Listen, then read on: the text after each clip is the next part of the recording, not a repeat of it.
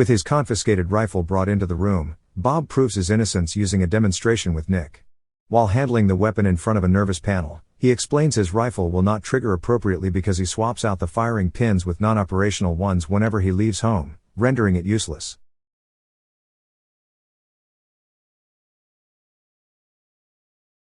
The movie begins on a mountainside in Eritrea, an area away from the U.S. Army Camp Lemonnier in Ethiopia.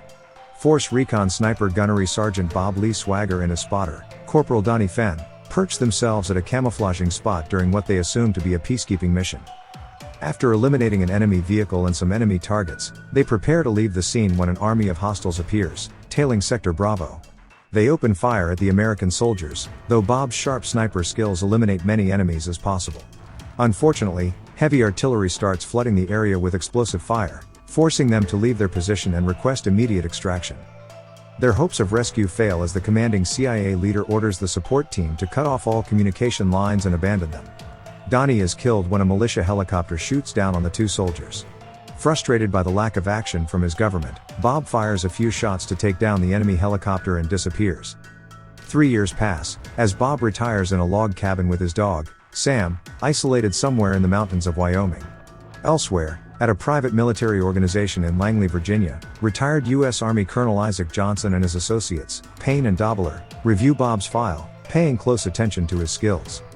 They visit Bob one afternoon, though he is apprehensive since he has not been active in duty for a long time. Colonel Johnson speaks with him privately in his lodge to disclose a sensitive mission involving an attempt on the president's life, which is based on intel they recently uncovered. Due to his expertise in counterintelligence affairs, the colonel believes he is the perfect choice to sniff out the shooter's points of interest across the United States, where the president will be hosting events. Initially hesitant, Bob wants to mull it over but becomes enthused when the colonel leaves the information and contacts him should he return to duty. Over the next few days, he prepares himself for the mission, testing the distance it would take for a sniper rifle shot to reach the president. Before leaving his home, he stocks his rifles in his workshop and calls a friend to look after his dog. Eventually, Bob travels to different states, determining where and how the assassination attempt will likely be made. Deducing the location in Philadelphia, he meets with Johnson's team to explain the technicalities and precautions to take to stop the shot. Johnson is thrilled by his efforts and offers to come to the event so he can work as their spotter. The day arrives as Bob accompanies the colonel and his team to an undisclosed area set up by a local police officer. They monitor the situation below, taking note of the stage where the president and his guest, Ethiopian Archbishop Desmond Mutombo, will be speaking. As Bob warns them to take action immediately and stop the president from going on stage, the local cop shoots him. In contrast, a rifle perched elsewhere shoots down at the event, killing the archbishop. Bob falls off the window and tries to escape, despite badly injuring himself. Johnson's team clear out while planting the former soldier's rifle and ammunition in the room to frame him for the crime. Bob runs away from the scene, reluctantly incapacitating rookie FBI agent Nick Memphis while telling him he is innocent.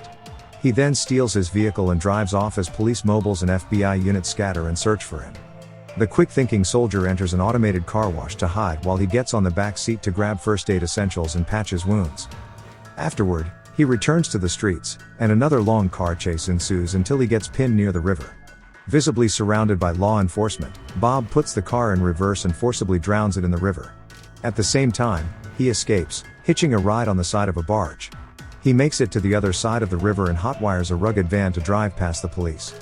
News of the assassination attempt plays on the TV as FBI agents, including Nick, see Bob positively identified through surveillance cameras. Later, the rookie agent is brought before FBI agent Howard Purnell for his embarrassing performance during the incident. He defends himself, saying that Bob had told him he was set up. Still, the FBI official asks him to disregard the information since he is possibly misremembering details. As night falls, Bob goes to a local grocery but kills the power in the store so that the shopkeeper will not see his face while buying supplies. Faced with limited time and resources, he trespasses inside a mechanic shop to steal tools that help him construct a makeshift IV unit to administer nourishing fluids, helping him temporarily. Back in the FBI headquarters, Nick gets an urgent phone call from the shopkeeper about her suspicions that Bob appeared in her store. He shares the information with colleague agent Russ Turner, recognizing the former soldier is treating his wounds using an unorthodox method from hundreds of years ago. Despite not being taken seriously, Nick continues to study the evidence the night, believing there are inconsistencies between the bullet's trajectory and the report's findings. The following day, He shares his initial theories with agent Lourdes Galindo, who discloses that the local cop who shot Bob was killed in an alley, implying that loose ends were tied up. Meanwhile, after disguising himself as a mechanic, Bob travels to Keene City, Kentucky, to locate Donnie's widow, Sarah Fenn.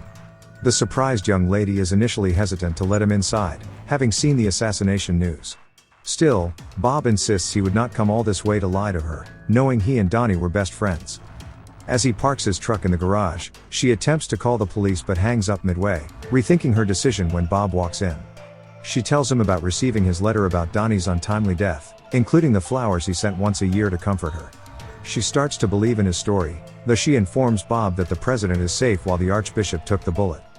As his injuries weaken him, he pleads with Sarah to buy a list of supplies and stitch him up. Though not skilled at medical work, she uses simple embroidery techniques to help him seal the wound. At the same time, he induces himself to sleep with the nitrous oxide inside whipped cream sprays. Elsewhere, Nick inspects each point of interest surrounding the area of the incident. He then measures the floor area at a local church's steeple and discovers tripod marks embedded in the wood paneling. He heads inside an internet cafe to relay his findings to an unknown weapons expert in a chat room. He is sent a video that explains the proper use of automated tactical precision rifles, ultimately deducing that someone else remotely operated the crime scene's rifle instead of Bob. Back in Sarah's house, Bob wakes up, finding out the operation was a success while also being told his dog, Sam, was euthanized, thinking he will not return to his property anymore. Despite grieving for her dead husband for 3 years, he becomes grateful to Sarah for all her help. Determined to clear his name, he asks Sarah to meet with Agent Nick to pass on information about the setup. Before preparing his plan, she gives him Donnie's old hunting rifle to protect himself. Bob accepts the blame for his colleague's death, though she angrily tells him not to rehash old wounds now that she has been adjusting to her life without him. They embrace and start having feelings for each other. The following day, Sarah arrives at a local cafe and meets Nick in disguise.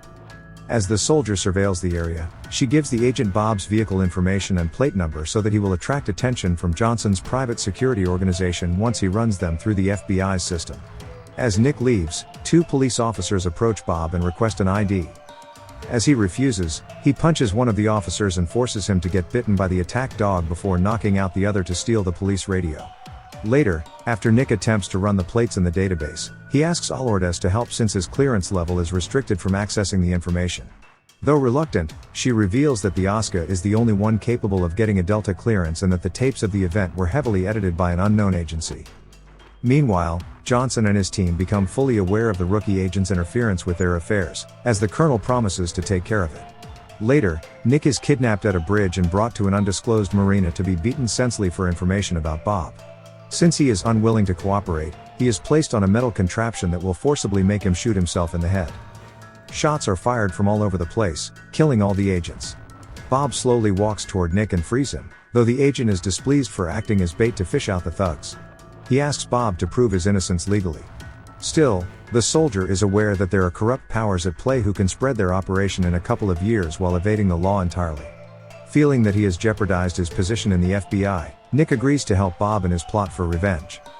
Meanwhile, Johnson and his colleagues find out about Sarah due to discovering she is sent flowers every year by Bob. Johnson is willing to use her as leverage and instructs Payne to take a jet, fly over to Kentucky, and kidnap her. Elsewhere, Bob and Nick drive to travel to Tennessee to meet Mr. Raitt, a firearms expert. He tells the men that through a technique called paper patching, it is possible for a bullet to be fired from one rifle but made to appear like it came out from another. Bob realizes the round came from a can of stew he fired at during a practice session a week before the assassination. The expert also reveals that only one other sniper still alive today can pull off a trick like that besides Bob. He is given the name Mikhail Shcherbiak, whose description matches the wheelchair-bound colleague of Johnson, Michael Shandor. Nick then calls Lourdes for her to dig up more information about Sandor's past, including the house in Virginia he currently resides. Elsewhere, Johnson anticipates this and orders Shandor to act as bait for Bob.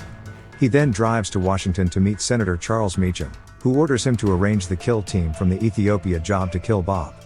Back in Kentucky, Johnson's men break into Sarah's home. Despite killing one of them with her shotgun, Payne captures her. The next day in Virginia, Bob and Nick, who he trained as his spotter, prepare to assault the estate of Shandor. They eliminate each of the contractors guarding the home. After Bob enters the house and corners Shandor, he is informed that Johnson has been working closely for Senator Meacham, who leads a corporation that exploits economic assets, particularly in developing countries such as Ethiopia. As their conversation deepens, the kill team sent by Johnson slowly approaches the area. The remorseful Shandor adds that the Archbishop was the intended target of the assassination due to aversion to the atrocities committed in his country Ethiopia by the private organization, like purging a whole local village to make way for an oil pipeline. Bob is horrified when he discovers he unwittingly provided cover to the killers of the villagers during his mission in Eritrea years ago.